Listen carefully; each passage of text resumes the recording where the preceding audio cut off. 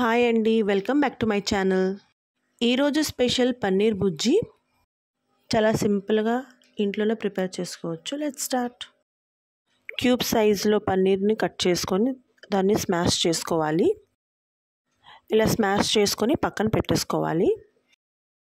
ఇప్పుడు ఒక కళాయిలో 2 టేబుల్ స్పూన్ ఆయిల్ వేసుకోవాలి. 1 టేబుల్ స్పూన్ జీరా వేసుకొని చిన్నగా కట్ చేసి పెట్టుకున్న ఆనియన్స్ని వేసుకోవాలి.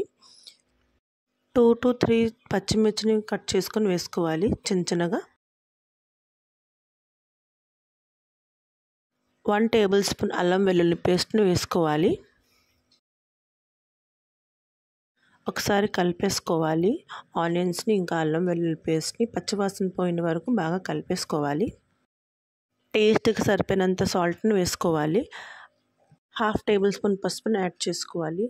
1/2 టేబుల్ స్పూన్ కారాన్ని యాడ్ చేసుకోవాలి. కొద్దిగా గరం మసాలాని యాడ్ చేసుకోవాలి.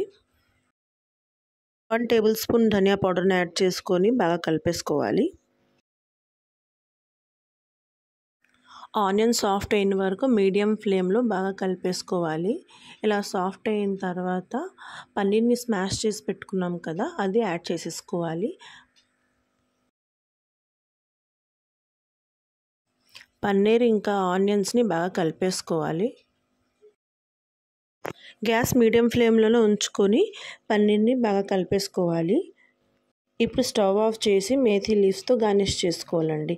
అంతేనండి, పన్నీర్ బుజ్జి రెడీ.